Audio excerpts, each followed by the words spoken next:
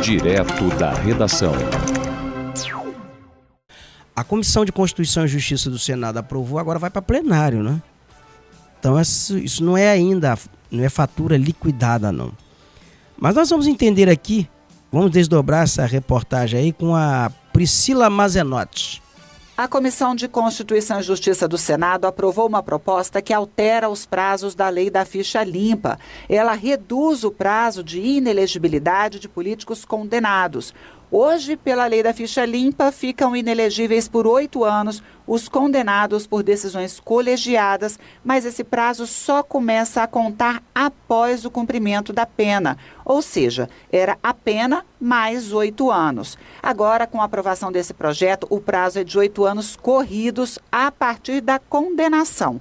Já quem foi condenado por decisão do Tribunal Regional Eleitoral ou do Superior Eleitoral, a inelegibilidade vai passar a contar a partir da data da eleição em que ocorreu o motivo da condenação, e não para as eleições dos próximos 8 anos. A validade é imediata e a inelegibilidade não vai ser maior que 12 anos. O texto foi aprovado em votação simbólica e vai em regime de urgência para o plenário. É a proposta que já tinha sido analisada na Câmara no ano passado, dentro da mini-reforma eleitoral. Vale lembrar que a lei da ficha limpa é de 2010, já tem 14 anos, e foi criada com apoio popular a partir da iniciativa de juristas e da coleta de assinaturas. Foram mais de 1.600.000 assinaturas, uma grande mobilização popular. Um dos idealizadores da lei, o juiz Marlon Reis, diz que as mudanças preocupam, porque vão favorecer, por exemplo, condenados por crimes como estupro e homicídio. Ele ainda acusa os parlamentares de estarem manobrando para trazer de volta políticos condenados e atualmente inelegíveis.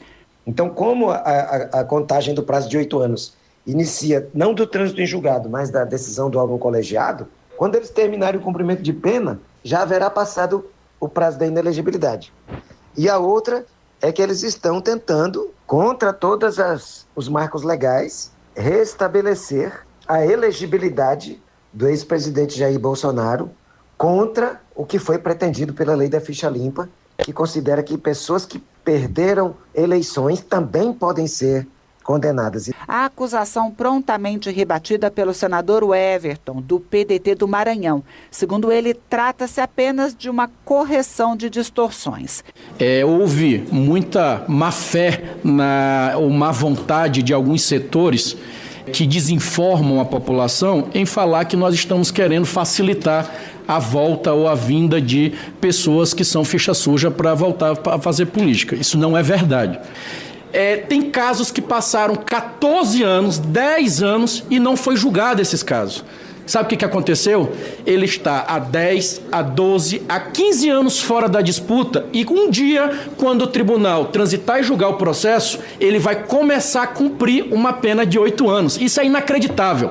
A proposta ainda prevê que vai ser preciso comprovar o dolo, ou seja, a intenção, para que o político se torne inelegível. Ela ainda aumenta de 4 para 6 meses o prazo de desincompatibilização, que é o tempo que o candidato que ocupa determinados cargos tem para se afastar de suas atividades e concorrer às eleições. Da Rádio Nacional em Brasília, Priscila Mazenotti. Algumas distorções nessa lei, elas têm que ser revistas realmente, porque isso criou um comércio no judiciário em várias regiões do país. O Tribunal de Contas emitiu uma listagem de políticos com contas, com pendências, com multas, não sei o que. O cara saía na lista. Sai a lista dos inelegíveis. Aí o cara tinha que entrar na justiça, derrubar, dizer que aquele relatório do Tribunal de Contas não o tornava inelegível. Era uma briga, uma disputa judicial descomunal. O candidato fazia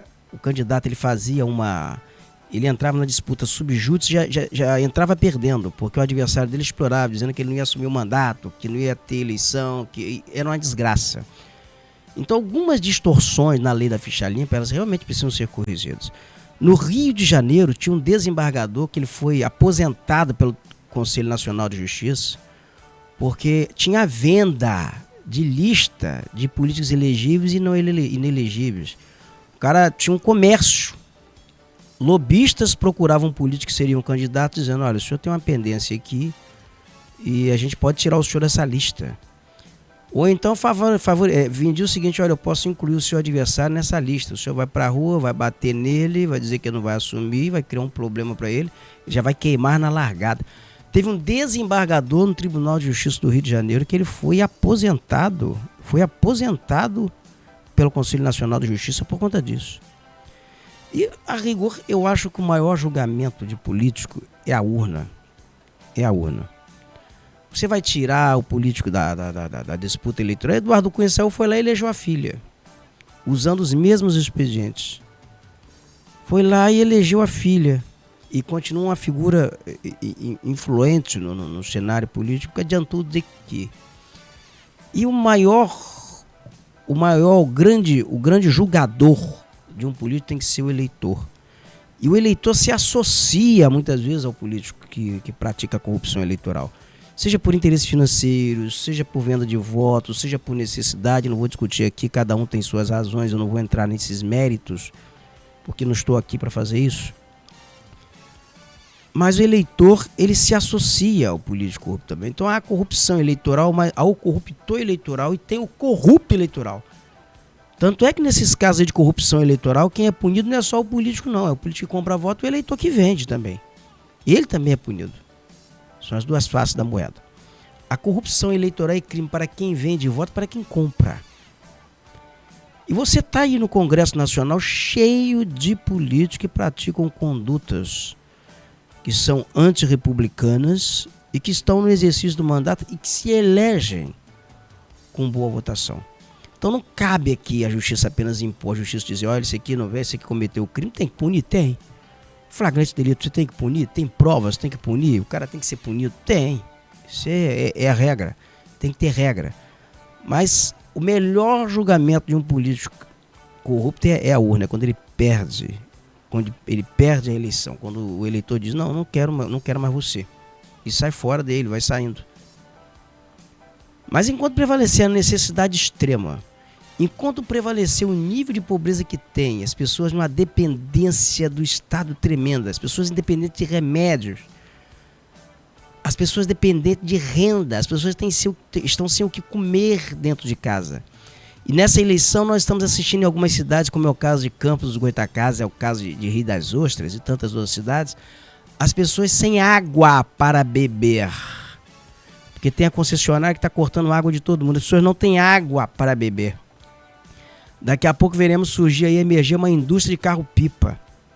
Político dando carro-pipa e recebendo voto, trocando voto por carro-pipa. Eleitor trocando voto por água para não morrer de sede. Enquanto prevalecer esse tipo, essa necessidade extrema, nós teremos essas distorções, nós vamos estar assistindo esse processo eleitoral completamente imaculado. Mas eu gostaria de dar uma desdobrada nessa reportagem aí, porque eu acho que ela merece, e essa lei da ficha limpa, ela é enaltecida por muita gente, mas na prática é ignorada. Eu vou dar uma desdobrada aí, não é com a Selma. É quem que tá é a Selma Dias, não é isso? Vamos desdobrar, vamos lá, por favor. Pois é, com essa aprovação, a CCJ pode encurtar o tempo de afastamento que um condenado deve ficar fora da política, mas isso ainda precisa ser confirmado pelo plenário do Senado. Hoje, quem teve o mandato cassado não pode se candidatar por pelo menos 8 anos, né? E a proposta aprovada hoje, ela fixa essa inelegibilidade em 8 anos e muda a forma de calcular esse prazo, que passa a levar em consideração, por exemplo, a data da condenação e não o final do cumprimento da pena, como é hoje. Isso para crimes comuns, né? Porque quando a gente fala ali de delitos eleitorais, essa forma muda, né? Sendo que os delitos eleitorais, a inelegibilidade, nesse caso, ela dura até o final do mandato, né? Também acrescentando a isso 8 anos. Esse texto, ele também estipula o limite máximo de 12 anos para o afastamento dos que foram condenados pela Justiça Eleitoral, no caso de abuso de poder político e econômico. E fora essa questão eleitoral, o plenário do Senado também também aprovou mudanças nos processos de adoção, passando a exigir que os juízes responsáveis consultem os cadastros das crianças e dos adolescentes em condições de serem adotados e também das pessoas interessadas, isso para evitar fraudes e procedimentos também que sejam duvidosos. Esse projeto teve tramitação concluída aqui no Senado, no Congresso no geral, e está pronto para a sanção presidencial.